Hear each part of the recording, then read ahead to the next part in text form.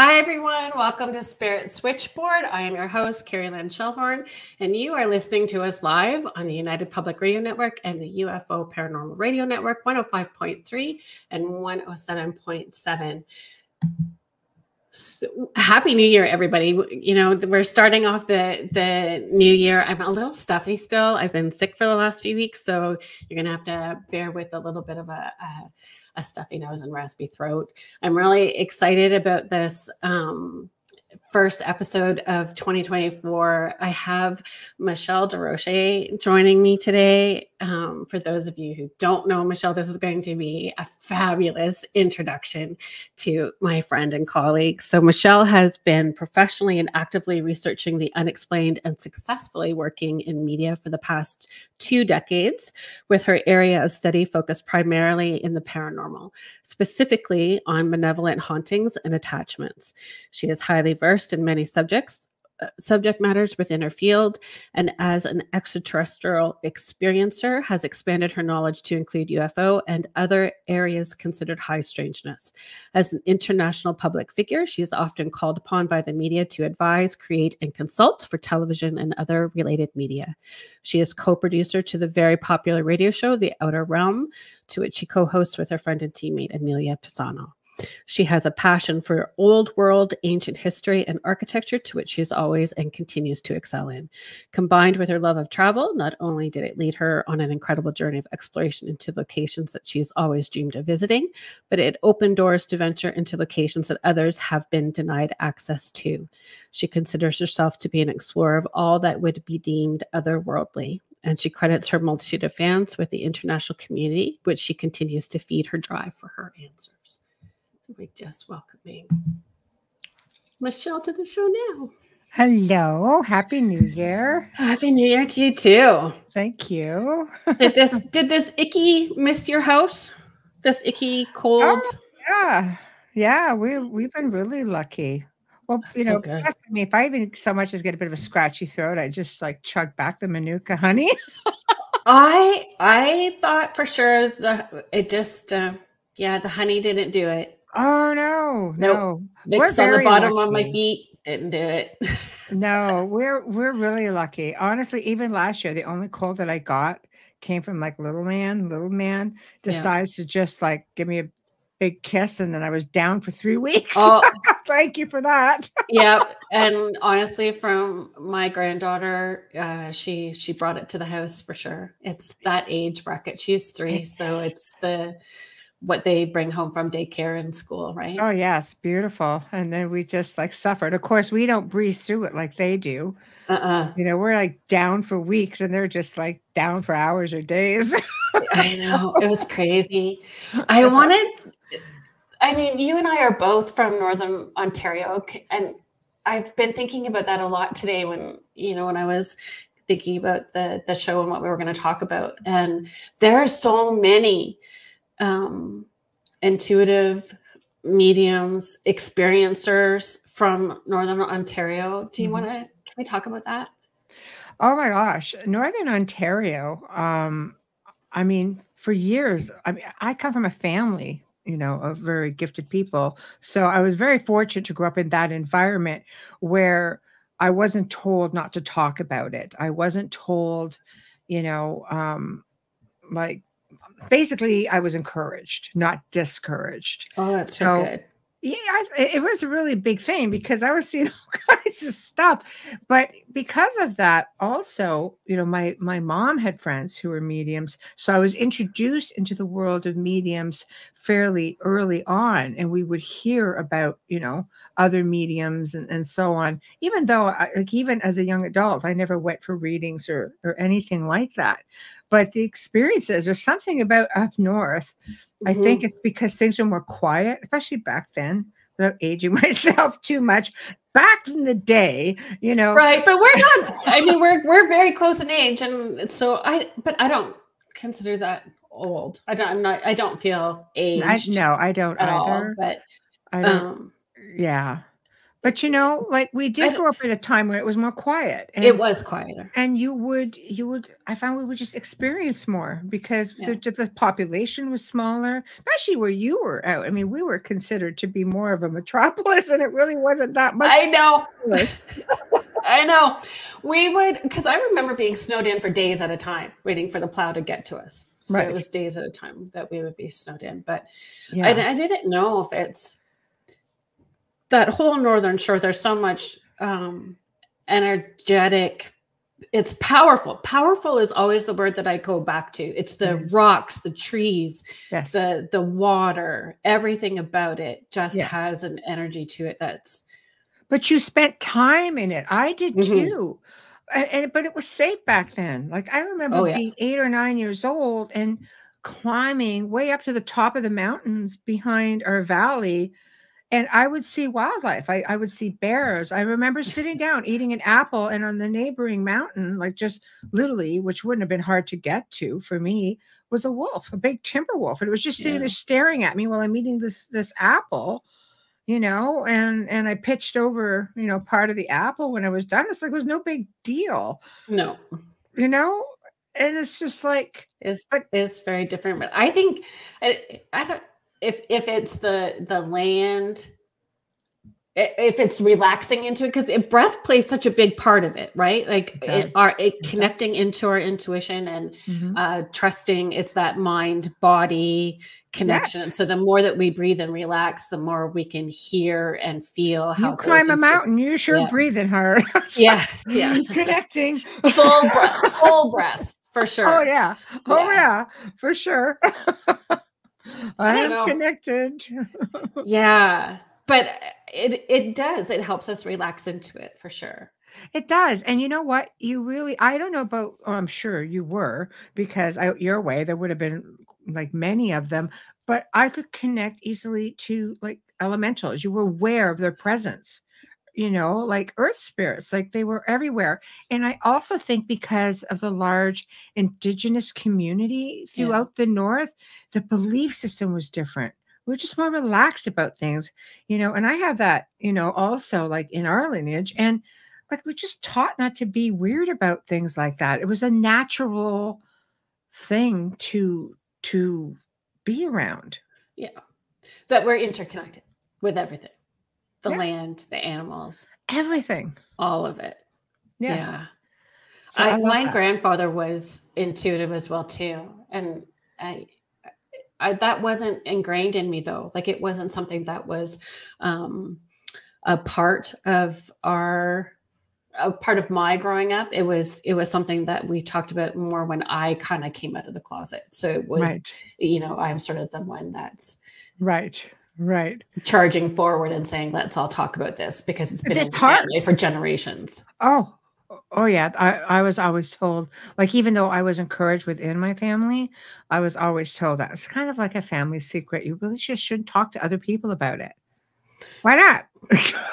Yeah. Well, because your friends think you're just bizarre and weird, and you realize that it's something they use against you as you get older. It's like, that's why I shouldn't have said anything. Yes. Okay. And I think that the fear of not being able to, the fear of standing out in the crowd and not being normal, whatever normal is, right? Having to conform. So it gets, I know, dumbs down. We dumb it down in order to fit in order to get through those experiences, especially through school. Right. And then you look at us now, like we're the cool kids. What do you mean you've been able to do that? I get that. I know. Yeah. And all this time I thought I was a cool kid and had to be an adult to get there. Yeah. But it is. But I think that it makes such a difference for our children and grandchildren as well too, that they understand what their lineage. Yeah. Yes, exactly.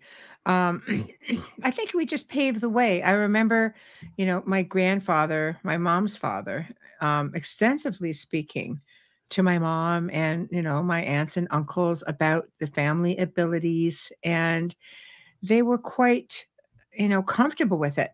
And then I had one uncle specifically who really took it to a whole other level. And I remember my uncle, before he passed, sitting down with me, and he said, you know, it's just something that got passed around, you know, from your great grandparents to your grandparents. He goes, I took it a step further. He goes, and you've taken it like, you know, 50 steps overkill, but Yeah, you did yeah, it. So, yeah. you know, and I like to think that in doing so, that we have collectively, those of us who do work in energy and light work and things like that, or working with darkness, whatever the case may be, I think you have to have a big understanding of how light work works to be able to work with darker energies. Mhm. And but I think in doing so, we've opened that door for our children and grandchildren and the next generation to be able to comfortably embrace it. Yes. And like just open-minded with all of it, and that there doesn't have to, it's respect, Right. whether it's light or dark, whether Right. it feels heavy or not heavy, that we Yeah, have to respect all of it, and all of it is necessary. I agree. I agree. Everything has its place, whether Yes. you want, you know, you want it there or not, it's Yeah. there. Yeah. We're just going to do some hellos here. Yeah. Hi, Julie. Thank you. I'm glad I'm on the mend too. Contessa. Hmm. And then Contessa, is it, I could, you don't have to answer the question if you don't want to. My question would be, did you struggle embracing your gifts, knowing that your mom didn't? Was it harder for you to step into it, um, comfortably? That's a I, tough one. It is tough. And I find, you and I, you much more than me in the public eye, my children stepping back from it, worried that they would have to like hang a shingle on the door and, publicly say that this is what they do. And they Yeah. have other dreams and goals and Right. focus. And we don't want to do what mom does, even though we have the ability, we don't want to do it. Right. Yeah. It's still a struggle. Well, I hope that, forums like this and, finding a community where you can feel supported is helpful for you. I think that's part of it. I find in doing things like paranormal television or ghost tours or public events, which we've both done. Mhm. If anything, it's helped people to have an understanding of what it's about and that it's okay to come out and talk about it. You can do a ghost walk, for example, or a public, paranormal event. I'll use paranormal, in this case, but you are among friends, you are among other people who have the same interests. It's a safe place to go and communicate how it feels and get other people's perspectives. And when you see Yeah. television, a lot of the stuff that I've done, like Paranormal Survivor, for example, are just that, people telling their stories. And I've Mhm. always had people say to me, there has to be a way I can give back. I want to tell my story so people who are in our situation know that you can talk about it and there are people out there who will believe you. Yes, it's so important in finding people because we want to feel validated. Yes. And I think letting go of, or learning to let go, which is really hard, of needing our story to be the same as somebody else's story, Yes. because it doesn't have to be in order to be accepted. Right. It's okay that our story may be different or we have different experiences. It doesn't mean that it's right or wrong or it can't be We're accepted different too. people, right? Yes, Yeah. in letting go of the comparisons. Yes. I agree. Different people will have or see things differently. Their perspective may be different. Their experiences may be different. It doesn't make one less validated than the other. And we don't know everything. We'll never know everything. Exactly. We No just will such not. thing as experts, people. Remember that. It's true. We It can is. we can deep dive down that rabbit hole and and never hit the bottom. Right. So Exactly.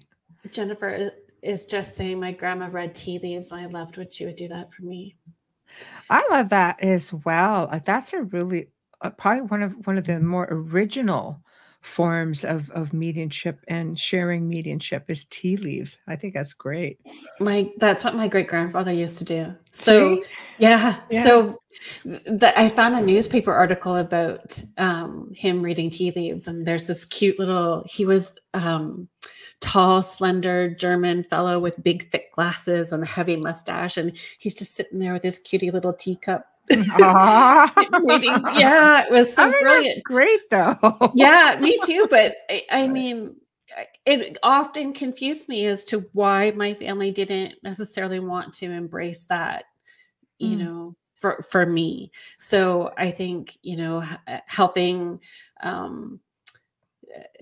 letting my family also see that a community can be built where it's acceptable and it's a little more normal, it's a little more public, whether we agree with all of the paranormal shows that are on TV or not. They've been long lasting. So there's something that's resonating for people too, whether it's the people that are just coming into it. So it's a good landing spot until they become more consciously aware and outgrow it. You know, you know, the last 20 years has been huge in progress in letting people find communities within the paranormal. And I think it's important because, I mean, technically speaking, it's like we go full circle. Hello, Wayne. We go full circle. I mean, if you get into a lot of ancient cultures, you know, this was not something that was out of the norm. They would use, you know, oracles and seers for advice. I mean, kings would go to oracles and for advice. And this was a big thing. Shaman, everything, very well accepted. And in many cultures still are. But somewhere along the line, it became a faux pas to believe in it, to discuss it, you know, to practice it. Everything. It's just like everything just comes around. Maybe now we're finally making that lap back around where it's like okay to talk about it. From my perspective, it's a little more okay to embrace religion and spirituality and paranormal, like that we can have our toe in all of those and it doesn't have to be so separated because it's all out there. Hence exploring high strangeness. It's not just paranormal. I think paranormal is just easier for some people to swallow, you know, to a degree, than anything else. I've had people say, okay, I can do ghosts, but I do not do aliens. Okay. And I'm like, I just can't wrap my head around that. I have always, even when I was really young, I was like, well, why not? Right. Why can't there be? Because if I believe this, then why can't this be a possibility? Well, I don't think people realize that they actually go together, because I'll tell you, I've worked with like hundreds of people over, you know, last 20 years. And I will guess that half of them that started out being paranormal that half of them also were contactees or experiencers, abductees. They were having paranormal events because of their extraterrestrial experiences. Yeah, I had somewhat of a public meltdown this summer over all of that. Uh-oh. Kerrilynn has a meltdown. It was not, well, meltdown's probably the wrong word, but it was definitely an existential crisis for sure. It was like, why do I want to know? I want to know more about this.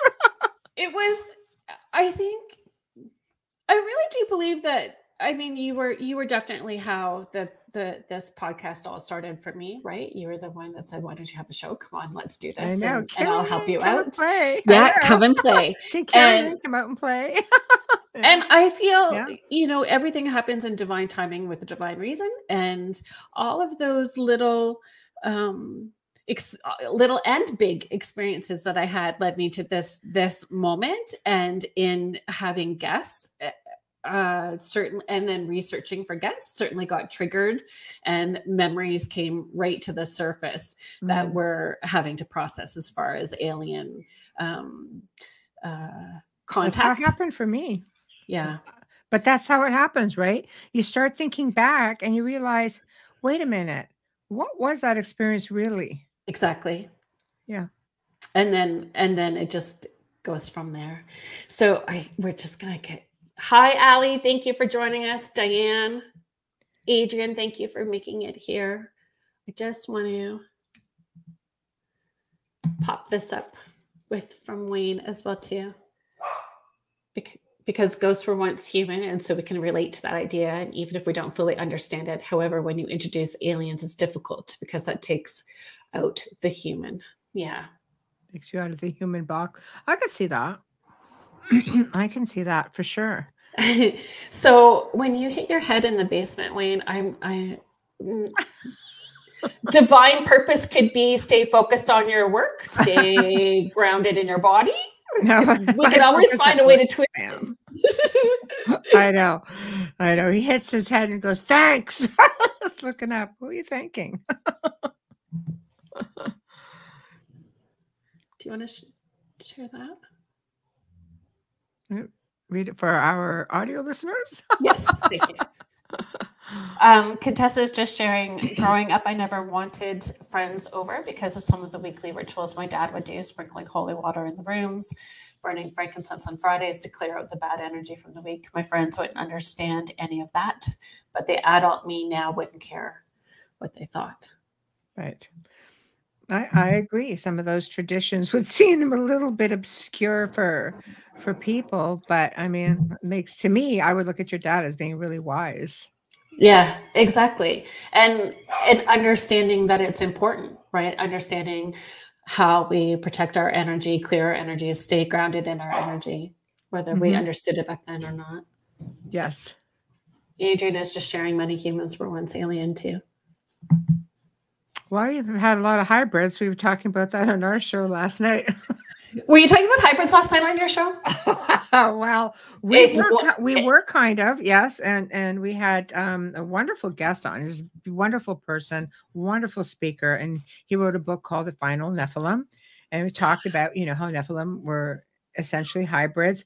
And we talked about going back to ancient biblical things and how UFOs and aliens were actually very much part of it. They talk about that in the Bible. Yeah. And I said to him, I'm going to bend your thinking a little bit. And he was a reverend, just really awesome man. And he goes, okay, I like that. I said, okay, we have our creator who is everything. He's all. And we have Mother Mary, who is flesh and blood. That would make Jesus a hybrid.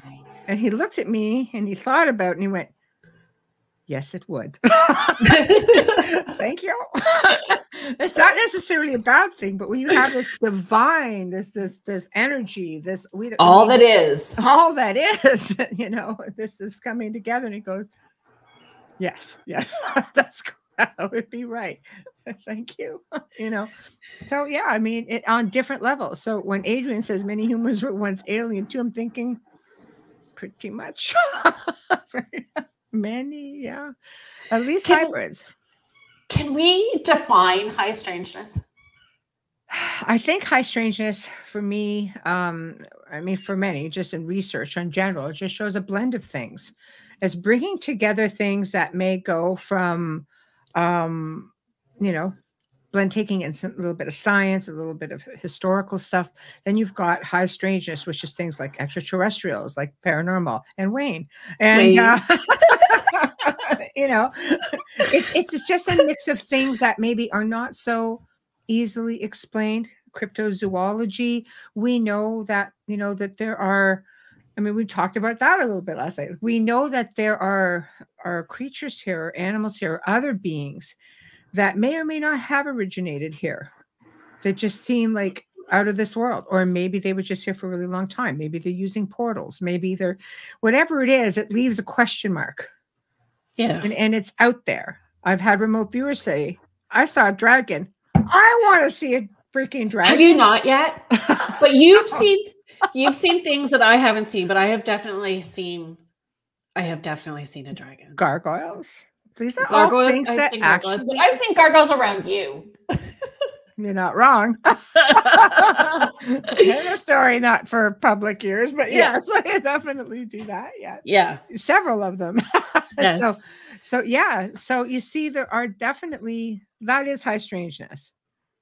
Yeah. That is definitely high strangeness. Just things that are right. I've always thought of high strangeness as, taking the weird and amping it up. Like taking weird and adding steroids.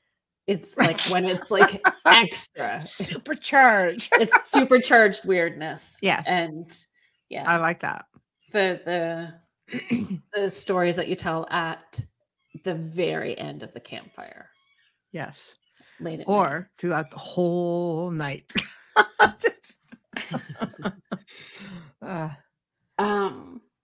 I just wanted to come over here to Phil.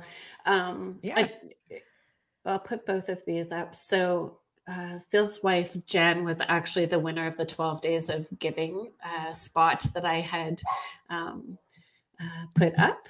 And Nice. she was, so she was on just before Christmas. So Phil was saying very true. Now that you say that, I just tuned in at the right moment, being a minister.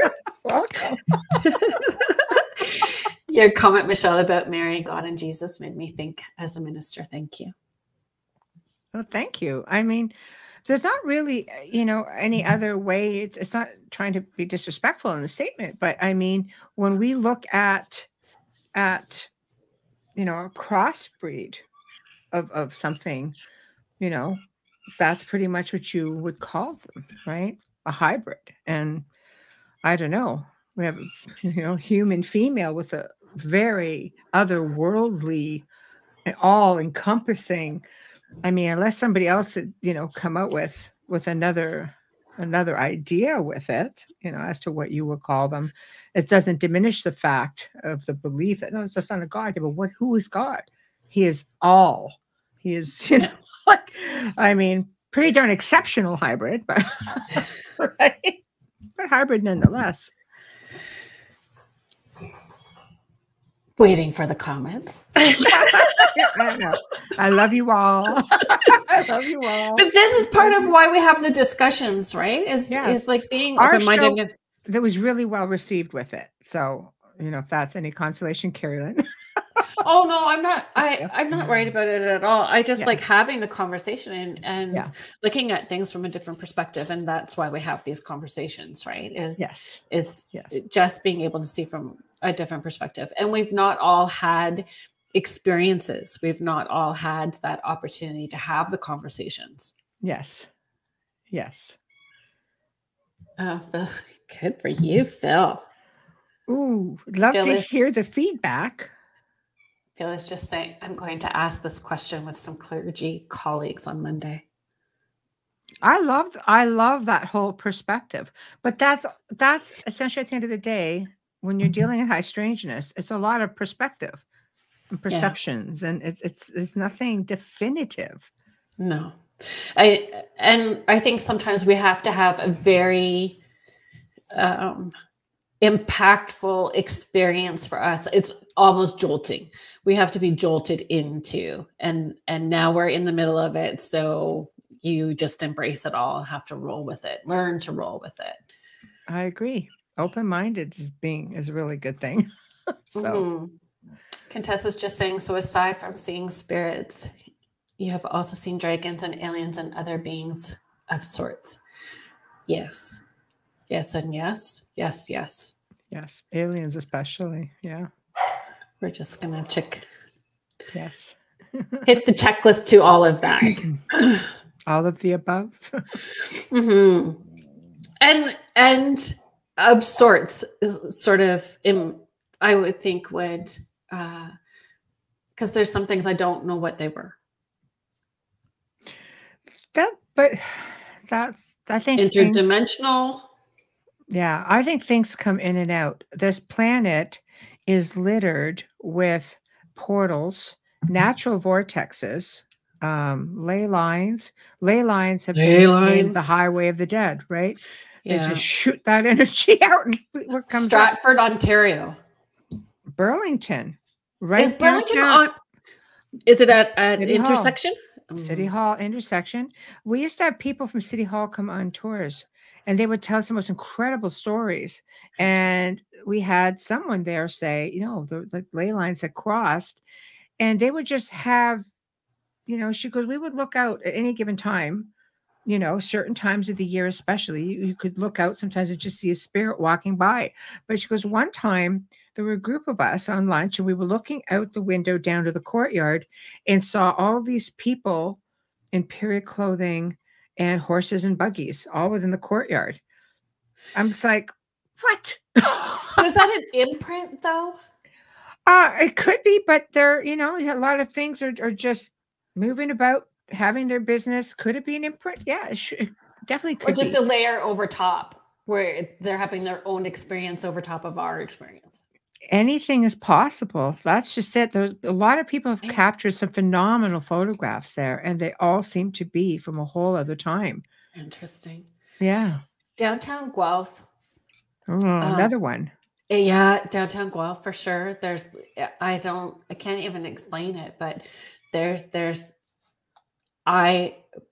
has to be a portal door, because it's just what I saw. A gargoyle-ish creature jumping from rooftop to rooftop.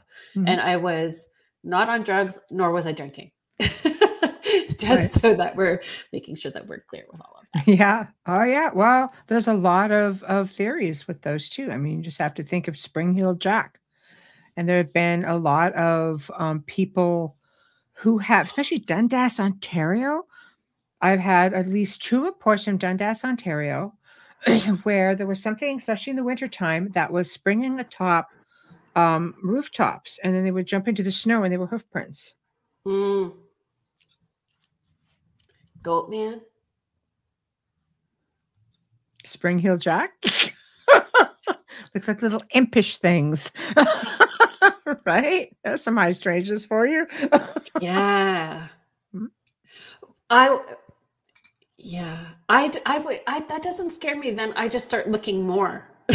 I know, but it's still kind of cool though that this is happening. But Dundas is a really old community, also, like really old community. It's like Campbellville. It goes back to the darn 1600s. Oh, let me just. Sorry, Todd. Go ahead. Yeah. Let me catch up here a little bit. Yeah. Todd Helka is asking, may I ask what a ley line is? It's an energy line that crisscross the planet. You can actually see maps underneath the ground. Yeah, all underground. In fact, it's believed that UFOs and extraterrestrials use ley lines to be able to navigate.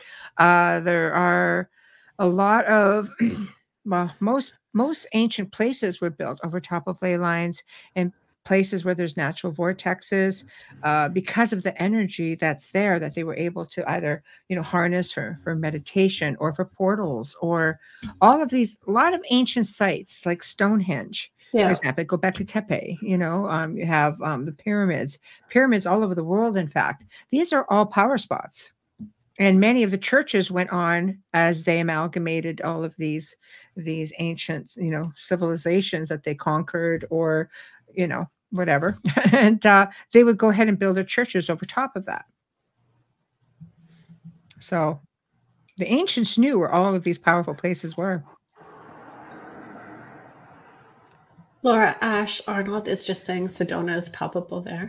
I promise you it is. There's the Red Mountains there. There's the Sedona Vortex there. There's a lot of UFOs. In fact, next week on our show, we're having a guy who does he's the go-to person for all like the tours and UFO CE5s and everything. He's the guy that everybody goes to for filming, things like that. So yeah, it's a hot spot. Pete, let me just get caught up here. Yeah. Pete, is it when you have seen aliens, have you ever felt like they were good and wanted the best for you, or have you felt scared? Kind regards from Pete, watching in Tadcaster, North Yorkshire, England. Thank you for joining us. Wow. Yeah, thank you. That's great. Well, I mean, do you want to take that one? Or We both can. Yeah. We both can. I would say that my experience was positive. It wasn't necessarily negative, but I'm not going to say that there hasn't been negative, because there's stuff that I have not fully remembered, hence my existential crisis this summer. So there's definitely something that is creating some big emotions to surface. So not that I am scared. I just needed to be in the right place before I explored that a little bit more. But I would say what I had thought were spirit guides were not necessarily what I thought they were, and coming to that awareness this summer. And how did you feel about that? That actually was quite positive for me. Good. And then I would say when I was dealing with one of my kiddos who's in the autism spectrum, we definitely had an alien. And I used the term spirit guide because I didn't know what else to say, but information that I received came from a being not of this planet that was super helpful and monumental in my son's progress. I like that. I like that. And I agree. With ET, they're believed to follow lineages. Chances are, if you as a child have had experiences, so did your grandparents, great-grandparents, and going way back, like they follow family lines. I tested that theory because I had had experiences from time as a very young child. I remember looking to the stars and just watching to see things, because we were in a valley. There wasn't the big city lights. You would see stuff all the time. And this was long before satellites in the sky, you know? So you knew when you saw something, and our family spoke of it pretty openly. But it's like I blocked it out for quite some time and started having all these paranormal experiences. But I remembered those because they got pretty traumatic. And then watching my own kids go through stuff, I was sort of like, so I just asked my mother, and I said, "Have you ever had any paranormal or extraterrestrial experiences?" She goes, "Oh, my father used to see them all the time. He had a telescope. He'd watch for them." Oh, eh? And she said, and she goes, "And I can tell you," she said, "that I was pregnant with twins." She goes, "Your sister had a twin. And when I delivered your sister, there was nothing else."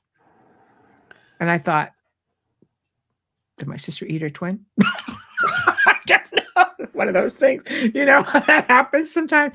She goes, "Oh, that's all I know." The doctor seemed a bit perplexed, and we left it at that. I was like, okay. So, you know, it does go on. And I do know there's also telepathic communication. And at some point in doing the shows, it's like what you said earlier, Kerrilynn, you know, when you're preparing for somebody to come on the show and you're doing a little bit of research about what it is they're going to talk about. I started, you know, having a lot of people who were really versed in being experiencers, or sometimes they're people from the military, just, you know, talk about UFOs, ETs. And I learned that if you just telepathically say, okay, you know, I think I'm ready for this, because it made me skittish. The whole thought of something coming into your room at night, you know, the boudoir is supposed to be someplace where you feel safe and buzz off, right? But this is where I think people get uncomfortable as well. It just feels like an intrusion. So one night I just said, okay, I think I'm ready, because I was seeing all kinds of things. And I was just saying, okay, obviously this is something that's not paranormal.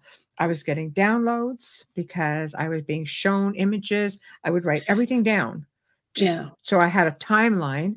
And within literally a week or so, you know, maybe a bit longer, this big flash of light came bolting through the front window and hit the mirror and bounced right back out. I can go on about just the experiences that were happening at the manor from that point onward, where I was said, okay, whether it was during the day, whether it was at night. But the telltale for me was when I was preparing to go to sleep one night, I was looking over and, you know, awake, fully awake. And I look, and there's a gray standing beside me. It's so close I could almost touch him. And I just remember, you're all brave right in the daytime. Yeah, yeah, I'm all ready to go. I looked at the thing and I rolled over and I went, nope. Not today. I didn't feel threatened, but I just didn't want to go there at all, actually. You know, so not a scary thing per se. I mean, once I realized they were there a lot, But I that finally also just said, let me shows fall asleep. I don't want to take me while I'm right. sleeping. So that also shows free will. Yes. Yes. And I didn't feel, you know, it was my own mindset that if I was on edge, it was my mindset because there was nothing realistically in all the experiences that I have recollection of. Because I have recollection of being on a ship. I have memories of it. I'm going, where is this? Where does this come from? It's only happened a couple of times, but it was enough that I knew it was there. And then, you know, I've had someone on the show one time saying, oh, I remember you on the ship. I'm like, shut up. No, you didn't. So, you know, it's a denial thing. But I don't remember one way or another. A little bit of denial is where I was at in the summertime, for sure. Yeah. And I had a ball of light experience like that as well, too, that shot. It was in the bedroom and it was 7, 9, 11 years ago. Wow. So there you go. And yeah, I had a partner at the time, haven't for the last 9 years, but at the time, and he actually sat straight up and said, what the hell was that? Like, what the hell was that? And like what I did scared him. So that scared him even more. It really shifted a lot for us within things came to an end very quickly because he was not that's ready a game or prepared. changer. Yeah. Do you see what this is what, again, we're coming back full circle to the questions that you would ask and comments you had made about feeling comfortable. I think that ghosts are one thing, but throw aliens in the mix. It's like, okay, I draw the line at the aliens. Because people just have a hard time getting their head around it. It goes outside maybe of their comfort zone, their religious belief system, whatever the case may be that makes them feel that way. Maybe they're experiencers themselves. And do you think the media plays a factor in that? Movies and how, I think the media plays a part in literally everything, whether it creates interest for you, whether it creates fear for you. And of course, you know, you have the news and talking about disclosure and pumping that up and all these little blips of, oh, it's a TikTok video. You know what? There's people out there with camera phones that could do better than that. Stop it. But now they say they are being more transparent and releasing more information. So the United States was the last one to really be on board from what I've read with disclosure. And as far as I know, they've retracted it now. They don't want to do it. But there's a lot of people pushing for it. And one of the first countries to do it, believe it or not, was Russia. Completely. They just released all kinds of their Air Force files with experiences. Some countries like Brazil and France never stopped being transparent. Well, about some things, but at least they were giving their people something, you know. I think as a teenager and moving into high strangeness and UFOs and aliens was I guess late teens. Skinwalker Ranch and reading about Skinwalker Ranch and you know what it was before they called it Skinwalker Ranch. Yes. So, you know, cattle mutilations and there not being any blood and cryptids and all of the stuff that happened there. So that was, you know, there was a creep factor, but a definite interest. Oh, there's something drawing me to this. But I think it's because it has a mix of everything we've talked about. Yeah. You know, skinwalkers, I mean, they've been seen in Canada even. Like they're oh, yeah. You know, I think they're just beings that they're everywhere. That's which tells me, you know, Skinwalker Ranch has a lot of, like, at least one big crazy portal over there, at least one that they know of, maybe more. You know, there's UFOs along the mesa that go in and out of the mountain. I think what we need to ask ourselves is this: are they ours? being, you know, U.S. military, since that's in the United States, or is it theirs? And how are they coming through?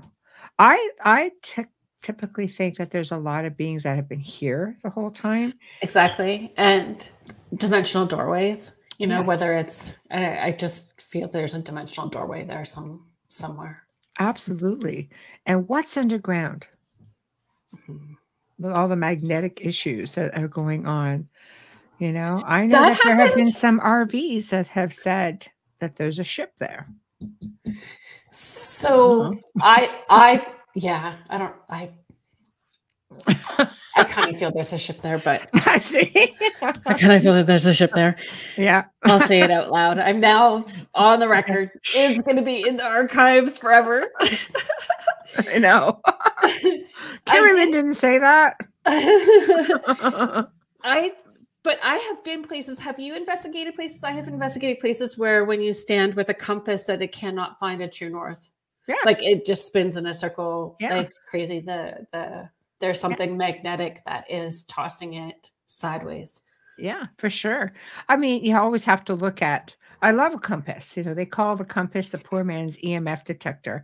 And I love it because old school works. It does. It works amazing. And then when I would do events with kids, I would go to the dollar store, buy a whole bunch of little ones, and they would just have a bloody blast. It was great. But they work awesome.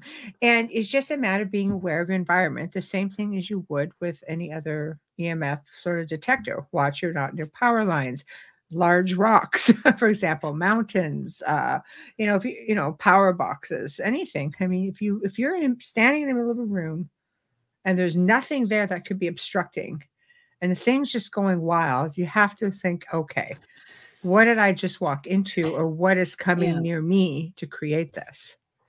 And there's a cemetery in Niagara-on-the-Lake that does that as well too. Like sure is. Your cell phone goes crazy, doesn't magnetic, it shuts everything off, anything with power off. It's a crazy experience in the middle of the day, like at noon after lunch. This stuff is happening at any given time. But Niagara-on-the-Lake is dubbed, you know, Canada's most haunted town. Is it the most haunted town? I didn't know that. Most of it is haunted. Well, that I knew for sure. I've investigated a lot throughout Niagara-on-the-Lake, and it's crazy the amount of activity that's there on so many levels. And of course, you know, you've got Lake Ontario, then you've got the Niagara River, and then you've got Niagara Falls. So there's a lot of energy that's being literally amplified because of all the elements that come together, including UFOs underwater. Oh, sorry, did I say that out loud? Yeah, no, that's okay. Actually, I'll pop this up for you to see. There we go. Contessa is just saying, and in our oceans deep below. Absolutely. Absolutely. Sorry, I'll just pop this up as well too. Contessa's also saying, I have always thought that our universe is so big that it sounds crazier to think that we are the only ones who exist. I feel there are many, many beings in our universe. I agree. It's just where people get, you know, sometimes people get kind of closed-minded about the planet. And I think, you know, we're most certainly not the first kick at the can here. Technology has already shown that there are ancient settlements and civilizations that go back millions of years. So, you know, other beings that were here before us, my guest from last night says, yeah, angelic beings were here before us. So there's something for everybody with respects to ancient civilizations, but they've already proven hands down that Göbekli Tepe, which is, they found one place that's even older now, but was already at that point over 10,000 years old. And they have that in stone. They've got it. They can, you know, go back and check that. So we know there's more there. So to think that, you know, our creator, who is almighty, who can do anything he wants, and has created his entire universe and probably more, if we're going, you know, with this belief system, why would he limit himself to one planet, one little group of people? We are a small grain of sand on a very big beach. Yes, Turkey. Correct. So, I don't know. I was like that. I'd be creating stuff all over the place. You know? And watching how it all plays out. Yeah. I guess. Exactly. But, you know, how do we know that when, you know, Wayne actually made a really good comment last night. And he's like, well, how do we know when Mars, for example, didn't, you know, because it's pretty much a dead planet for the most part. How do we know some beings from there didn't end up here? Even in animals. Yeah, I'm open to all of that. What was the ark really? A DNA seeder? Like, I don't know. I had a guest on again, but let's do it. Yeah, I had a guest on who talked about, you know, that animals reincarnating as humans, others like dinosaurs vibrating off the planet and going to another planet and reincarnating at other planets, that we can reincarnate as animals. And I had not opened up my thoughts to those possibilities. Or had that experience in a session where there's like somebody coming back as an animal or anything like that. I've heard that. I had that experience. I've heard that too, that we can incarnate, or they can incarnate in any body they want. I've heard that we can incarnate on any planet we want. Like, it doesn't have to be necessarily our planet. That's what this guest was saying as well too. See, I think that when you're looking at the realm of possibilities is pretty great, because my answer for everything is we don't know until we get there. Yeah. All we can do is hypothesize for on everything. I don't know if I want to get there. Do you mean, like, but isn't it fun? Oh no, I maybe I'm saying that wrong. I just know, like, when I go, I just want to go. Right. You don't have to the little ego chihuahua brain that I've got. The chihuahua brain is like, yeah, I don't want to come back. I don't necessarily think that I want to reincarnate, but I know that the compassionate side of me is like, oh, you want somebody to help you with this lesson? I'll probably volunteer and come back anyway. It's always the kids too. You gotta come back with me and do this. Okay. Yeah. That's how I got suckered the last time. Okay. Yes. Because Eric said that to me. He goes, Mom, he goes, I think I'd like to come back, but I won't come back without you. You have to come back with me. Okay, honey. Oh, here we are. Kid.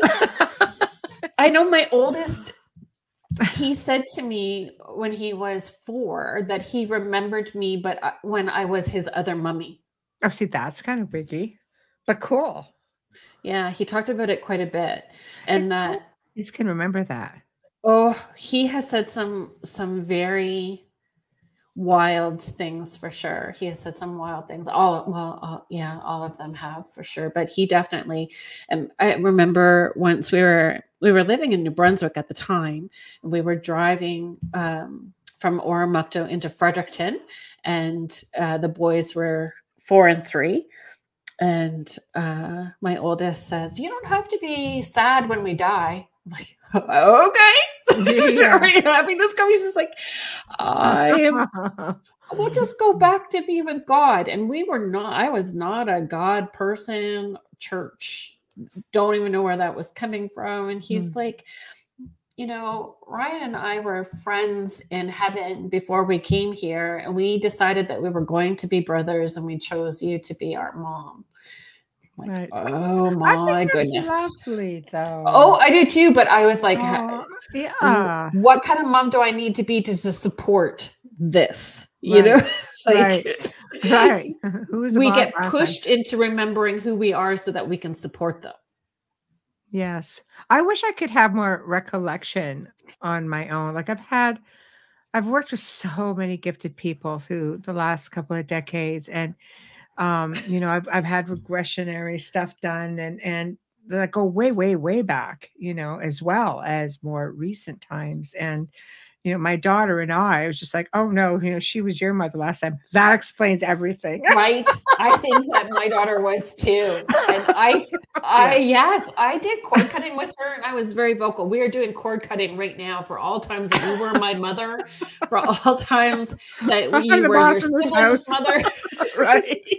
All directions, all my dimensions. Little daughter's like, I'm the boss. No, it's me. I'm sure of it. Crazy. Wayne is just saying, I was duped. I should have read the fine print. Yeah. That's Yeah, so good company. I know that we had chatted a little bit before. Zero recollection for this guy. Can't recall what I had for breakfast. Sometimes that's okay. Sometimes I think we don't recall, and it's just for our own self-preservation until we're at a place that we can remember things. And, for the right, if we're going to go with divine timing and divine purpose and all of that. Right. Eventually, if it's meant to make its way, it usually does. Always. It always does. If you are just joining us, thank you for being here with us. You are listening to Spirit Switchboard. I'm your host, Kerrilynn and Michelle, and you are listening to us live on the United Public Radio Network and the UFO Paranormal Radio Network, 105.3 and 107.7 out of New Orleans. And on the show, I have with me Michelle Desrochers from the Outer Realm. Thank you for joining me today. Oh, it's a pleasure. Thanks for having me.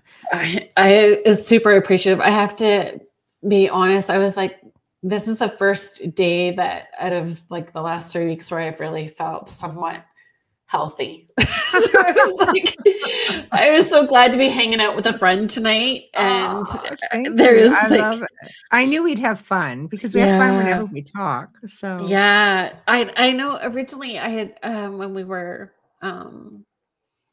chatting a little bit before the show, and I was thinking about where we could go in conversation.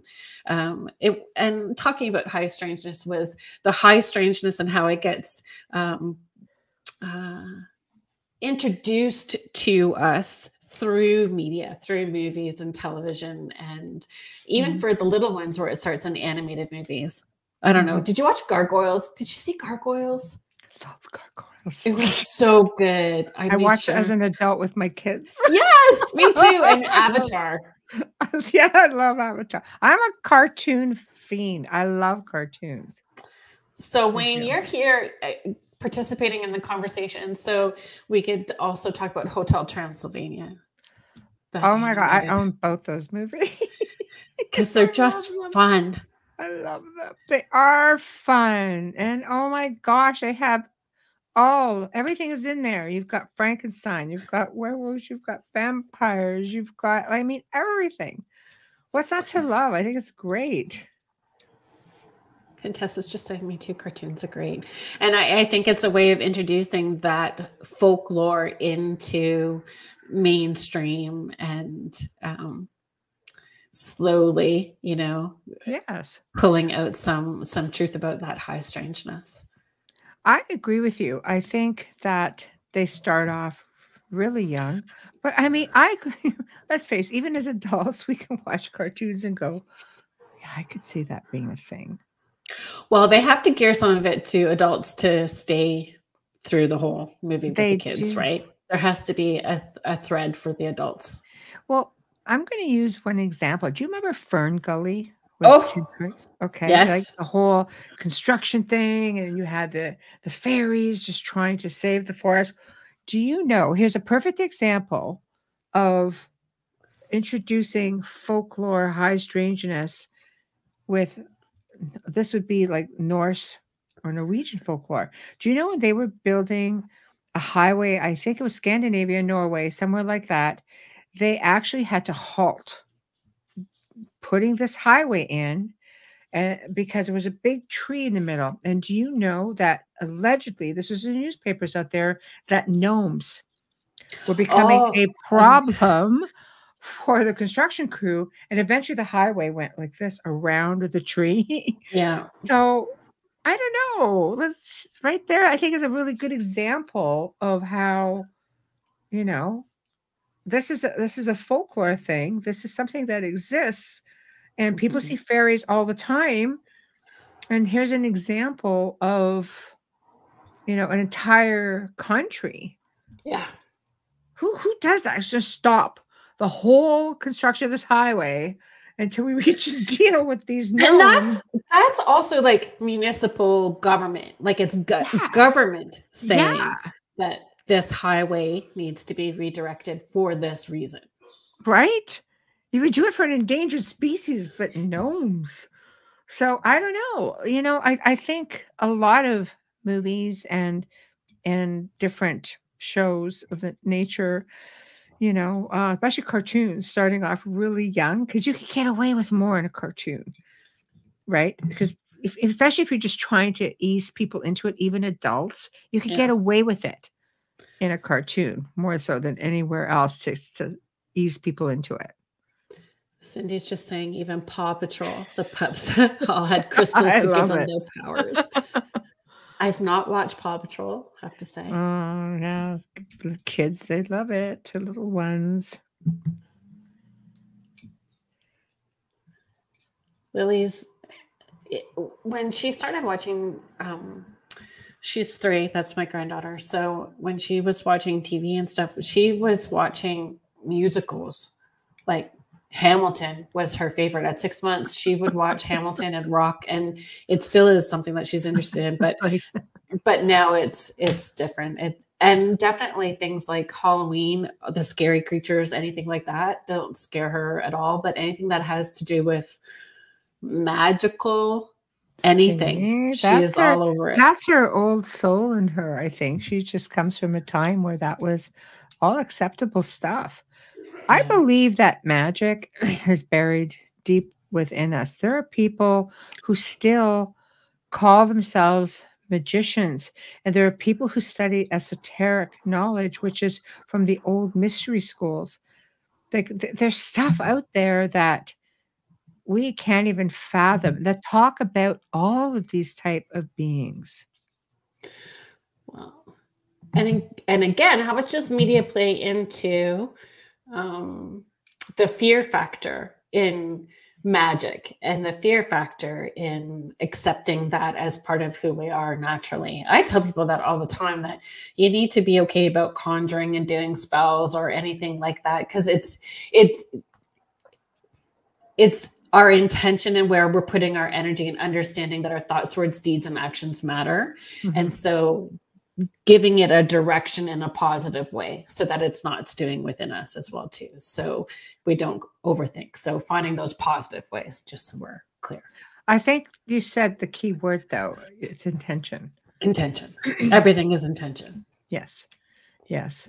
I think it comes down to, even when doing clearings, you know, everybody has different ways of doing clearings, for example, but if there's no power behind the intention, there's no power behind the words that you're using, it's just an action. Okay. So I feel like I'm going to step in a big pile of poo, but here we go. I say, do it, Kerrilynn.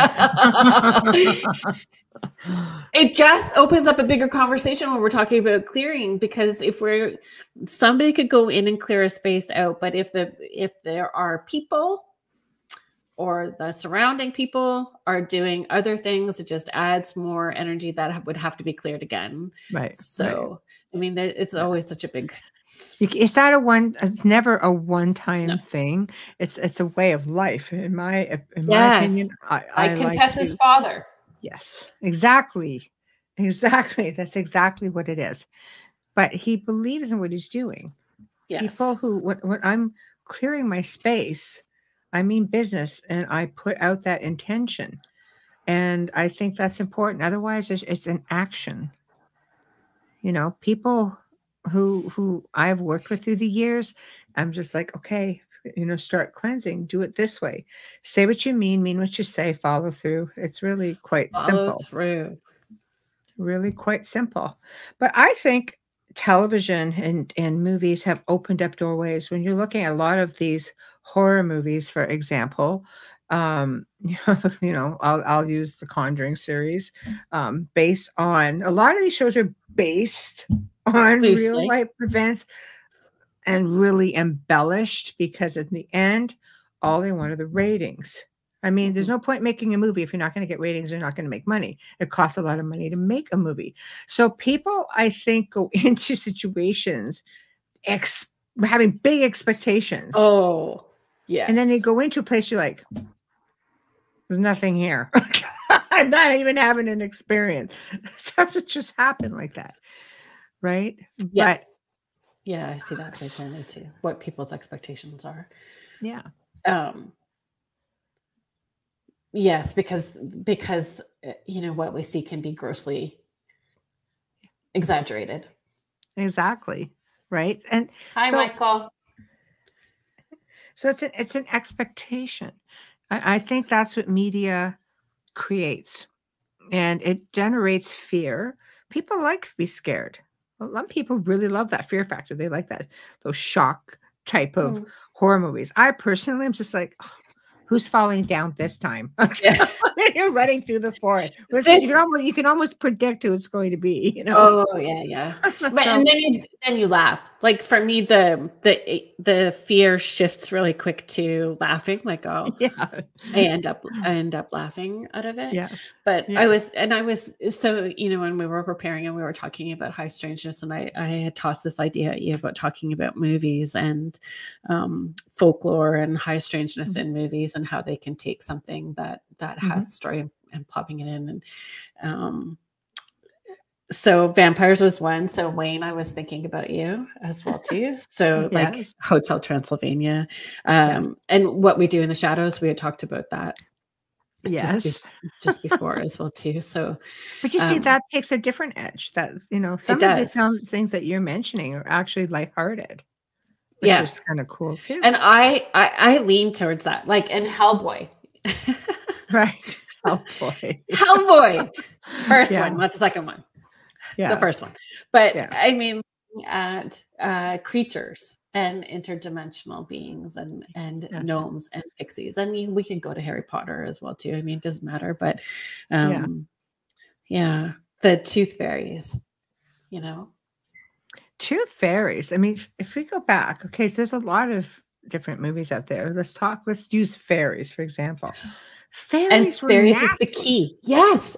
And They were not nice. and were some of the fairies aliens, not necessarily fairies. Like fairies got blamed for all kinds of things, like stealing children in the night and being mischievous. And could they have been aliens at the same time? Yes. Yes, I do. I think that fairies on an average were questionable. They weren't as cute as Tinkerbell, but even she had a really big attitude. She was very sassy. But I believe there is a big belief system that vampires and werewolves and fairies, and like if you go back in ancient folklore with the Fae, they used to walk among men and they would help.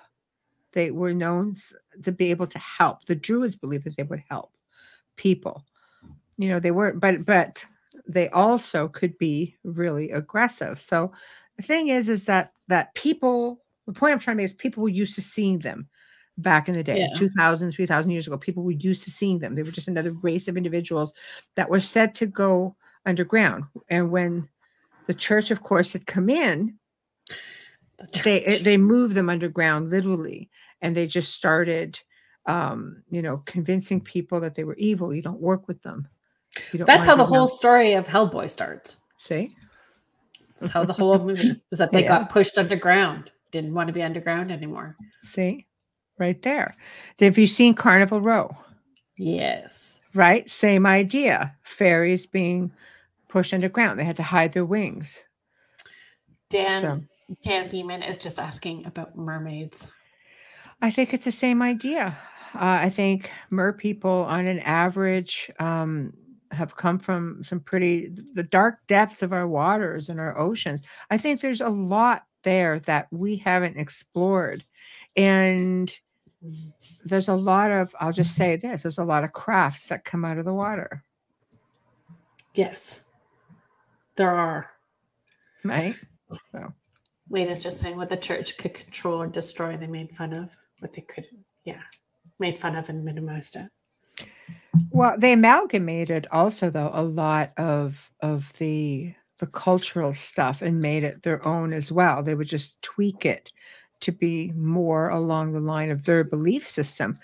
But they kept a lot of those those things going, because it was a matter of trying to keep the people compliant and complacent. And over time, they would weed some of that out, you know? Wow. It's too hard now. There's too many people that are more consciously aware and tapped in the conversations. It's too hard to keep things quiet for any length of time now, because I agree. we access information so quickly and share so quickly that. Do you think people are more open-minded now too? Yeah, I do. I think so too. I think so too. And I think those of us, actually, Michael, my friend Michael, that is hanging out in the chat, him and I were talking about this earlier today too, about we have a different attitude about not being concerned about what other people are thinking as well too. I mean, we care about other people. We still are compassionate, but we have, we give our power away less to those people who are going to minimize or try to take our power away by dismissing or discrediting what our truth is. Right. I think so. You know, I would agree with that. I think that there's a lot that has been we're suppressed. They've kept a lot from us for sure on many levels. But the fact that people are open-minded leads me to this question. Is it because they want to know more? Is it because they have recollection of something more? Is it because, you know, does it go beyond curiosity? You know? Do they just want that change? They just need some answers of some sort, whatever those answers may be. And all of the above, who knows, right? And I think every family has someone like us in it. I agree. If you're lucky, you might have 2 or 3. And it's a party. Just pushes it all forward, right? Yeah. Tess is just sharing this show could last all night and we still couldn't cover all the beautiful strangeness in this world. Yeah. And that's it. There's beauty in all of it, even the dark, which people don't always want to go to. They don't, but we have part of that within ourselves, our shadow selves. You know, a lot of people do shadow work, and that's usually with themselves, getting to have an understanding of that. Like that's a really deep well to go down, but you should have an appreciation for it. Well, you can't be your whole authentic self without doing shadow work. Correct. And it is really understanding who you are on that whole level. And the shadow work doesn't have to be negative. It is a part of who you are, and you can't cut it away. But that's media again, right? Mm-hmm. So nobody really talks about that. They just talk about what comes out of the darn shadows. Right. It ain't those funny vampires all the time either. You know? But it's so fun to talk about all that stuff. Like even Ghostbusters. Let's just, you know, if we want to keep it lighthearted as well. No, absolutely. I love that. I do. I love that. So, okay. Ghostbusters. Let's go back there because it's lighthearted. One of my favorite movies. The original one, the very first one? Yeah. I love the very first one. The very last one, because they're coming up with a new one, I thought sort of spun off after Harold Ramis passed away. Like they were still able somehow to extend that story from the original movie. And I thought that was really awesome. This last one I liked. Yeah. I thought so too. I liked how they incorporated the story. Yes. The original story into it for sure. I like that's what I mean. Like like. So if we go into the high strangeness in it. Yes. How they incorporate high strangeness. Ectoplasm. Yes. Ectoplasm, exactly. Highly strange and cute. Highly strange and cute. Exactly. But ectoplasm is a thing. And it's a thing, right? Yeah. Yes. It is a thing. Yes. And it's interesting because I didn't really think about it at all. You know, you see images of it when it wasn't real. It was faked in order to entice people in, you know, during the height of spiritualism. Back then when it was first coming out, for sure. Spiritual shopping and all of that. But we're grateful to them because they've pushed us into the worlds that we are in now. I think that was the catalyst. I back in agree. the 80s The Fox with sisters, for sure. oh, yeah, I mean, for those who've never been to Lilydale, it is one of the most incredible places. I have friends who live there. I have been several times. It is really a place that is magical because they have a fairy forest as well. You know, they've got portals and they've got, you know, they're very into their fairy folk there Mm-hmm. in Wayne, Lilydale. I actually have your first book. I think I have the first two. Actually. See, But if you want to has come my on and collection.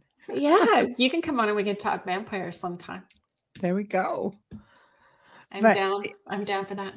But ectoplasm. So there's a reason why I wanted to bring that up. Just because, I mean, it gets sensationalized as Slimer for sure. But I had kind of poo-pooed the idea and was not necessarily open to it, which is what a lot of us do until we have the experience and then we get open-minded to it. So I didn't personally have the experience, but my friend did, and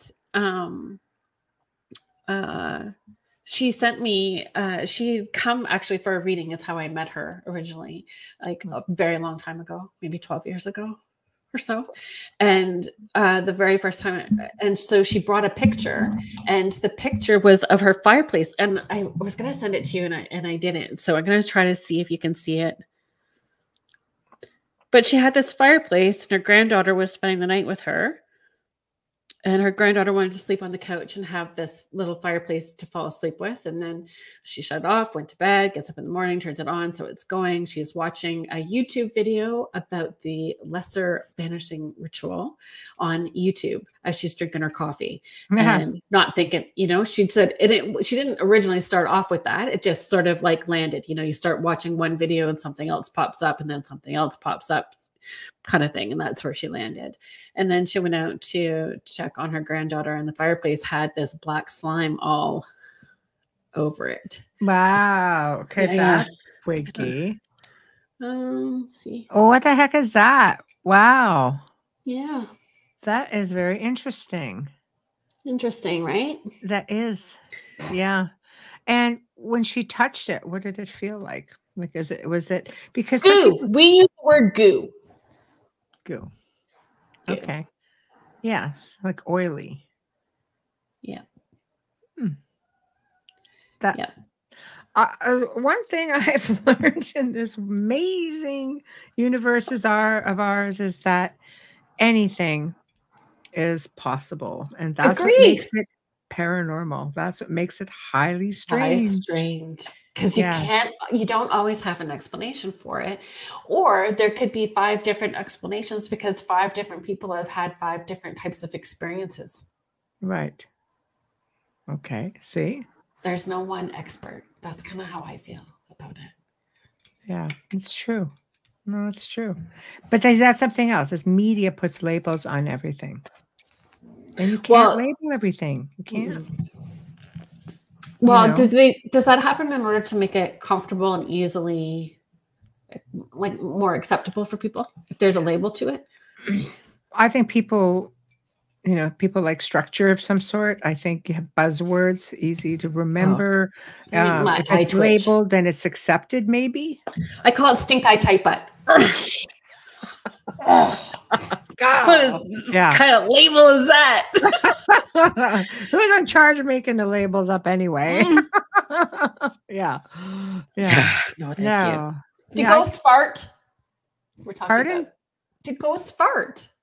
Some people will tell you yes. Some people, I've actually heard If we're talking somebody about had an Ghostbusters. EDP of one, and that's what it was. I listened to that. I went, "Come on," and he was just like, "No, for real." So the grade 4 humor in me would be like, was there thermal imaging at the same time? Because that would be really funny. It sounded like one. Interesting. It's like, oh, all right. Why not? I suppose. My question is, was it residual sound, or did you smell anything when you got the sound? Right. That's like thinking for the obvious. That was my question. Oh. Yeah. It makes you have 1,000 other questions. Sure. I mean, if you caught an EVP and you're standing there and you hear a ghost do that, did you smell anything at the time? Wayne said you had Weezer at the manor. Tell me about Weezer. Weezer was a guy, he was in the middle room upstairs, and he I think he had asthma or maybe a heart condition.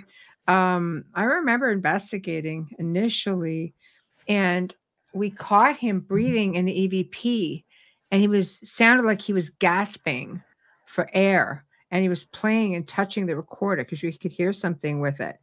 But Wayne was writing downstairs one night, and he could hear somebody going. And Wayne was always good with his spirits. He goes, Weezer, what are you doing down here? You know, he nicknamed him Weezer, right? But it just turned out he was this man who had been staying there at the time. And of course, we, since moved him on. What a struggle to be wheezing for all these years. Do you think that? So, do they get stuck in that if there was a belief system that didn't allow them to transition over, or they believe that they could get stuck, or believe that they did they know they were dead? Did they know they were dead? Were they did let's explore for a moment belief systems back in the day, 1800s and prior. You had God-fearing people. So in other words, if you go covet the neighbor's wife, you're going to hell. So some people are like, I think I'll take my chances and stay here. We don't really know. Unfinished business. We don't know we pass, sudden death. Like there's many reasons as to why, as to why spirits stay put. So could it be that he was just really attached to the place? He didn't know it passed. Did he die in his sleep because he was sick? Like we don't really know. At first, I thought maybe residual energy, except he was sort of popping up in different parts of the house, and he was playing with the recorder. And I've had spirits do that before. You put it out there. They don't really have an understanding as to what it is. So they're touching it. They just see it. They're touching it. And when he was speaking, it was like really, really close. It was like, I was like, what? and playing around. So there was a degree of intelligence there. But he was definitely stuck. I always find it sad when spirits are stuck. Move them on as fast as they'll allow. But it really is like ghost therapy. It's spirit therapy. Yes. In order to get them to move over. Yes. It's not as easy as people think, You have to convince them. Exactly. Oh, yeah. Juicy. I heard phantom farts in my house. When my kids were small, we called it back snorting. Why not? I like it. Back snorting. He said, so cold. Adrian is just asking, without a body, how could they be ill? I think it's just the state that they were in. If he was gasping for air, not so much that he was ill anymore, but if he's gasping for air. I remember. And what they believe they will be. Correct. I remember a woman in my life, very, very close to me. She passed away. She had a condition where water gathered in the sac around her heart, and it was sort of squeezing it. So she talked like this for a while. And this woman, she was fully ascended. But when she came through, I remember the old voice recorders, like the old answering machines with the tapes. She came through and it beeped about 3 times, and there was music in the background, which confirmed to me that spirits can ride the waves, through ghost box and things like that. And all of a sudden, she saw the cats, and she used to call them her fellas. And she'd go, and all she said was, "Hello, fellas." Like she talked like she was still, because I don't know if it's because she was projecting in our time or our realm or whatever the case may be, but she most certainly sharing in a way that you'll know for sure that that's her. Yeah, very, very possibly that's all that it was. Not so much for me, because I knew she was sick. She died very suddenly, but she just basically said, whoever goes first, and it'll probably be me, will come back and let the other one know that we're here, and we made it. But at the time, her son, who I was in a 4-year relationship with, he's the one who came home and caught the message, and he just looked at me and said, you just have to play that message, and you might want to sit down. And I'm going, okay, I'll bite. Right? So I played it, and I looked at him and I go, what do you think about it? And he goes, that is my mother. He goes, you need to take that tape and you need to take that over to my dad.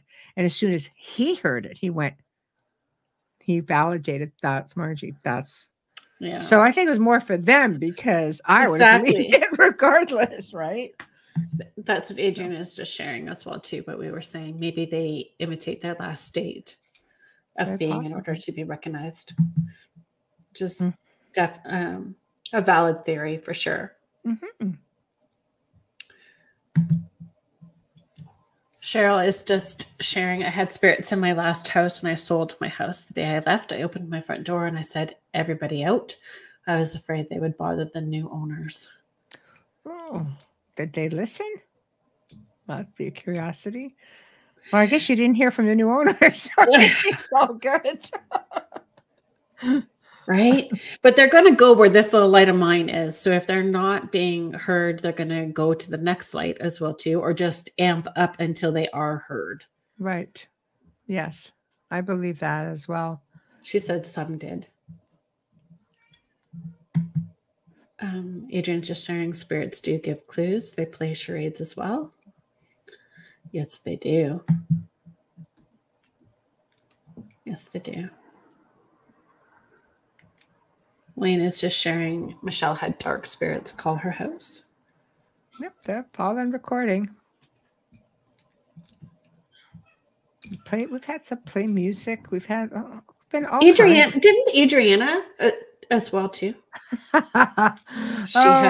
Boy, that was your vacation, not vacation, your trip.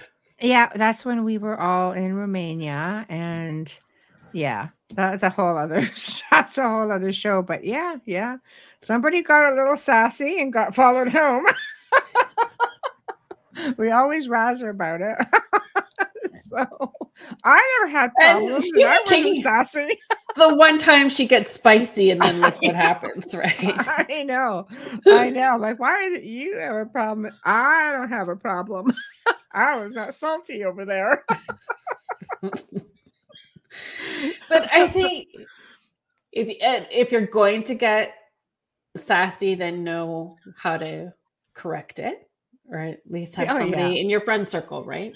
Yes, exactly. But that happened. That went on for like 2 years. After that, that one had staying power. Oh, here we go. Contessa is just saying, did you ever watch the movie The Entity? I have not. And yes. Could that happen? Yes. It was actually based on a true story. And the woman who was being attacked by, they believed was some kind of an entity, went to a parapsychology group at the local university, and they did do experiments where they brought her to the university and tried to close it in and seeing if they could actually get it to attach. It was a whole series of things, but usually those type of entities are called incubus or succubus. In her case would have been incubus, and it's a very, very aggressive haunting and attachment. And when she left the university, it failed. It failed miserably, the experiment, and she lived with it like that for several years later. So it absolutely can happen. So did it just resolve? It used as much energy as it wanted to, and then moved on? What was the closure to that? Well, they were physical attacks.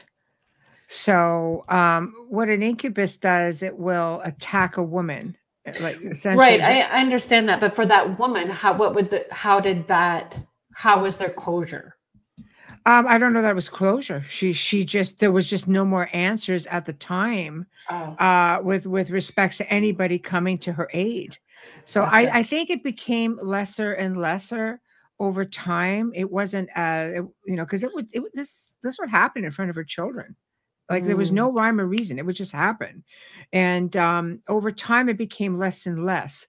But I don't know if it ever phased out completely. I had never really followed it through to that degree. Right.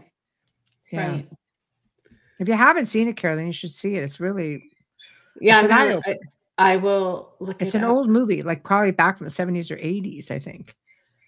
70s is where all of those movies came out. I know. See, but we talk about movies. And how it affected everybody. Yes. Yes. To me, you know how people went crazy over The Exorcist? Yeah. And how, you know, people throwing up in the aisles. You hear all this propaganda. Yeah. Right? The entity to me was just as severe. Interesting. Yeah. Okay, now I'm really curious to watch it because I have my own thoughts about The Exorcist that may not be the same. Yeah, it's a good film. Cindy is just sharing. I read somewhere that it takes spirits so much energy to come back to our vibration. It's a lot of work for them to connect. Do you believe that idea? I believe for some spirits. For some. Yeah, for some. I believe it's very easy for others. I believe some of our energy is older than others. Some of us got it down, some of us not so much. But yeah, it does take a lot of, you know, when I'm tapping in, if they're fully crossed over and they're just wanting to make an appearance to connect in, it's light and fast and clear. It moves easy. Yes. And when they are not fully transitioned over, it's like slogging through mud. It's heavier. It's just a totally different feel than when they're fully transitioned over. Yeah, I would agree with that also. Small Town Investigations. Hello. Thanks for being here.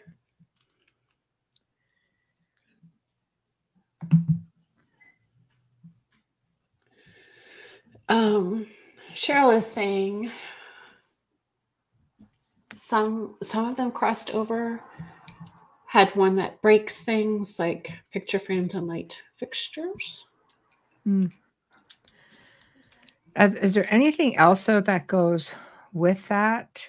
With experiences? You and I know exactly where to go with that. I know.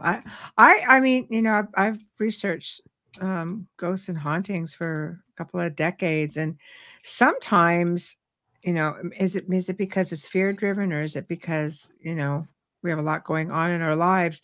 But there's a theory, of course, which has been shown many times with many researchers, that young people going through puberty, or women especially going through menopause, we have crazy energy. Like, we're pretty powerful beings. You know, I am woman, hear me roar. It's a thing.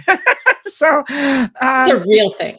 It is, especially during that time. And we can project energy very easy. It's called psychokinesis, and we could do telekinesis by, you know, moving things around. But I find sometimes that it's hard. It's easier for people to think they've got a really busy or malevolent spirit in the house, and it is for them to think that I'm a powerful, I'm a powerful being. We as human beings are very powerful, and we can actually project this and manifest, you know, footsteps and cupboards opening and closing, hence poltergeist activity. You know, do you ever run into that, Kerrilynn? Oh, it's very hard to tread into that water when you're asking someone to look from a different perspective and have accountability for the activity that's happening in a house. And I find if they are not ready, then they will stop talking to you and just seek out until they find what they want to hear. Like, until they find somebody that's just going to tell them what they want to hear. So, you know, asking those questions and getting to that is sometimes very tricky, for sure. But I mean, I've experienced and seen it numerous times where it is somebody that who is extra sensitive, and the activity certainly amps up when it's high emotions as well too. And you know, when you say a little bit of yoga and therapy and a walk in nature, and they're like, what do you mean? It's true. But I agree also, though, with the sensitivity. It's not easy to tell people. I've taken to sending links. If you see yourself in this, if you have any questions, please feel free to ask. Sometimes it's just easier, but it's easier than sometimes in explaining it when you just put something that's just so well. And that worked for me. Yes, but I find what I have found is they have spoken to so many different people who all have so much fear as well too, that the fear just has engulfed them, and Yeah. so you are trying to talk to them through the filter of so many other fear-based people that they've already spoken to, Right. which is Right. sad. Right. Yes.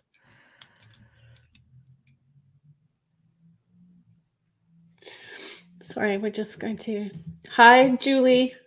So Julie Jean Bassett is just Julie saying. was on our show on Wednesday night. She is a pet psychic. Oh, I was just gonna. She's lovely. Yeah, she's an animal communicator. I just wondered. Oh, I saw that you were having an animal communicator. I didn't realize it was That's Julie. her. Yeah. That's brilliant.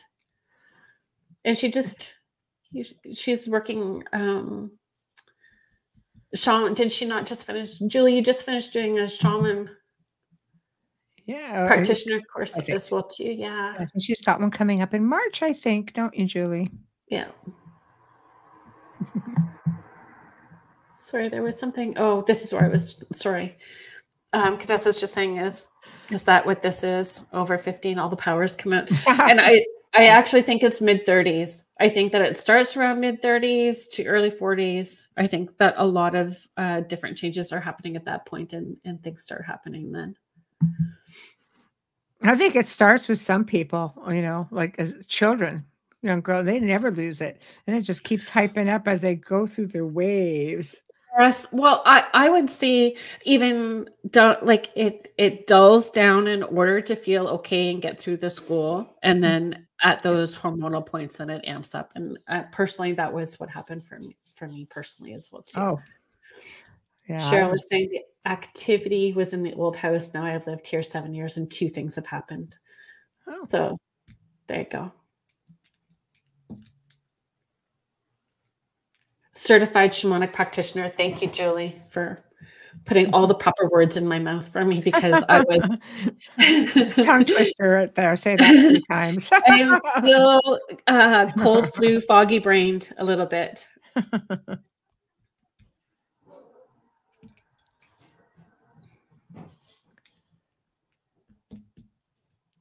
I'm not sure I understand that question, but how much time do we have? Because it's a whole other big conversation.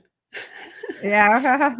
You see which one I'm looking at. I wonder if spirits have Ouija boards or mediums to try and contact us. I don't think they need any of that to contact us. No, I agree. I think it's the living that need it. To get out of our own way. I think sometimes the tools, are just to help us get out of our own way. Yes. In order especially to if people don't have confidence in yourself, maybe. But some people who read other people, like for example, you can just go bam, bam, bam, bam, bam. You have people, sometimes the living, they need to see something. This they is need true, the visual, right? They need the visual. I had a wonderful medium from Brantford. Her name was Diane.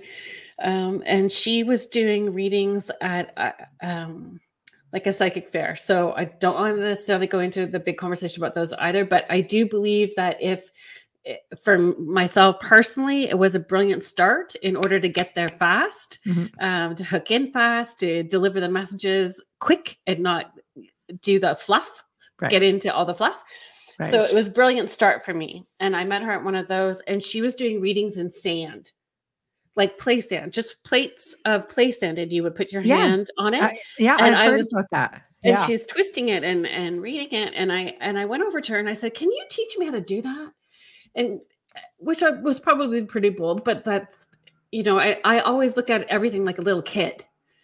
It's just a sense of wonder. Look at you with this. Can you teach me how? And she's like, "You already know how to do this." And I said, "No, I don't." She's like, "Yes, you do." She said, "It's coming from here. Look, you can do this." And she put her handprint in it and she passed it over and she said, "Just do it." I went, "Okay." And moved it around, and then it started moving and shifting and the information was coming in. So I agree. Like sometimes the person that's asking for it needs the visual, because we all learn differently, right? Some of us we get the information visually and need it that way. I agree. I don't think her last name is Berkeley, but if I remember it, I'll post it up.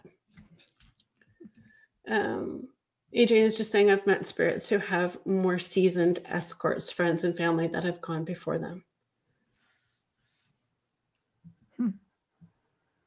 When I'm having to cross a spirit over, that's who I call in as well too. It's friends and family that went before them to help bring them over. Which is helpful as well too. We kind of went all over the place. I know. That happens. I'm good with that. Oh, you know, like when we were talking about high strangers, the injured cold is like the first. Did I say that right? Injured cold. Is that right? Yeah, injured cold. Okay. Do you know what I'm talking about? Do you know what I'm talking about? I have absolutely no idea. Okay. This is all yours, Kerrilynn. It is a great rabbit hole. So they think that injured cold is a hybrid alien as well too. Okay. And he was Woodrow Derenberger. He was a sewing machine salesman in 1966, and he was stopped on the side of the road, and this blue lights, which he thought was a police car, was behind him, but it was a floating. I've heard this story, but I don't know the name. Okay. Okay. Yeah. So the weirdness and the strangeness to him, I think this is where like a lot of the Men in Black stuff starts as well too, right? Right. Because he was dressed similar, and he had his hands crossed underneath his arms, but he wouldn't show his hands, and he had a permanent grin. So he's known like as the grinning man. And I always see images of like Heath Ledger as the Joker when I think of injured cold, because he had a grin, and his grin didn't leave when he spoke. And the questions were like, that would be wicked. What do they call you? And you know, he used the term we are not, why are you scared? We are not here to scare you. We are here so that you will be more joyful. So and then there was numerous encounters with this injured cold. When the fellow asked, when Woodrow Derenberger asked him what his name was, he said cold. So injured cold. That's I don't know. I would make of something like that. But they think he's a hybrid alien, so they think it has to do with. But hybrid aliens can be like your next door neighbor. It's like this guy not sounds my neighbor. Like, right? No. Yeah, that sounds kind of wiggy. Like, you know, that's just like. He had a fixed smile on his face, and the smile didn't move, and he had short cropped hair that was slicked right back, and his skin was very light, is what the reports are. Maybe a vampire.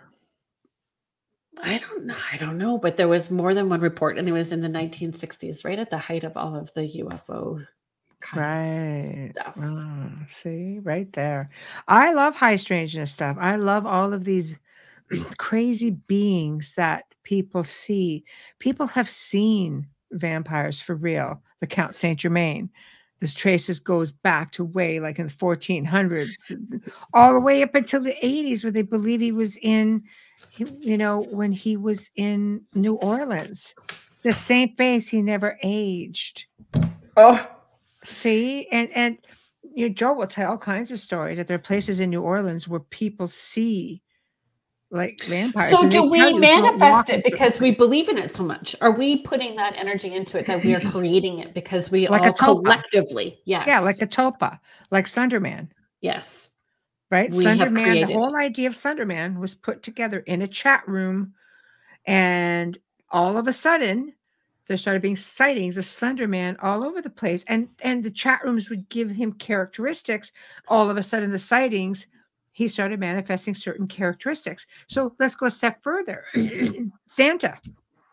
Oh, yeah. Is Santa a freaking tulpa? Because there are stories, really crazy stories, where Santa is so friendly and jolly when people, you know, he's showed up in somebody's house, for example, and people wake up and see him, like even adults, and he looks at them, scowls at them, like, what are you doing up? I don't know. I'm going back to bed now. And they've seen him show up in the middle of a street with this big bag. And so I don't know. Do we manifest that as an entire collective? I think so. Yeah. I believe that we can. I believe that. I mean, we can't say that we are powerful manifestors and then say, but we're not responsible for having created those. Right.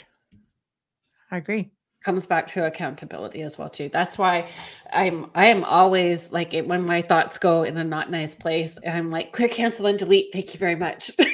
We're just gonna clear, cancel, and delete that. We're just gonna roll that back in as fast as I put it out and hope that it comes back fast. I don't see you. I'm not listening. La la la la. Yeah, go away. Yeah, no, it is crazy. I think we have the power to do a lot of stuff. So, have you seen the animated movie Rise of the Guardians?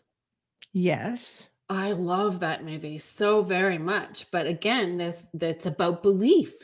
It's about if you believe, do you believe in the nightmares so you can make your nightmares come true? You know, you have to believe in the Easter Bunny or he goes away. You have to believe in Santa or he goes away. Like I love that movie. I think I love that Santa's a big Russian as well too. Santa's a big Russian. Big Russian dude. How about Krampus? That Krampus movie was pretty darn compelling. But you see how they ease us into it? But it mainstreamed Krampus and it brought that to the forefront, right? It does. It does. Polar Express. Yes, that's another one about God, little man loves Polar Express. I know. I think, you know, the realms of possibilities when it comes to high strangeness is really, it's vast. You can go in so many directions with it. I think we're left hints every single day, whether it's in media, whether it's even in the history books, to a degree. You know, if you delve for it, you will find it. Yeah, agreed. Thank you for being on the show with me today. Thank you for having me. It was a lot of fun. I love the bouncing of ideas, and I love how interactive your chat room is as well. Makes it so much more fun. It was not that you're not fun by yourself, Kerrilynn. I was not. I was not sure how fun this was going to be. I was doing my like I said, it's the first time I really got dressed. Right. Well, we know I got talking to for 4 people at least, so we're good. You could just kick back and relax. I have probably been snoring so bad with this cold, I've woke the neighbors up on both sides, I'm sure. That's how bad this little bit of business has been. Today, okay, girl. Yeah, we haven't even gathered as a family. Like, you know, we were just so sick that we haven't seen anybody. We haven't really had a Christmas dinner. We haven't done anything. Well, that just makes room for another gathering. Yes. I said maybe we'll do a Christmas in July and just make it like super fun. We'll just pick a date, right? Well, much better weather. Yeah, for sure. Thank you, everybody that was participating in the chat who tuned in and listened to us live. Thank you to United Public Radio Network and the UFO Paranormal Radio Network, 105.3 and 107.7, New Orleans. And next week on the show, I have Deborah Hackett-Jones, who is a medical medium, and we're going to be talking about all the Wonka energies that we've been feeling, like this illness, how lots of us have been going through that, and some of the things that we can be doing to stay grounded and move through this with a little bit more grace than ease than what I did. Some more so than others. Yes. Yeah. Right. I think I do pretty good. I do it to myself. I just slept a lot. Yeah. But that's how you get over it, right? Yeah. 2 weeks. Thanks, everybody, for being here. And we'll see you next week. Good night. Good night. Bye.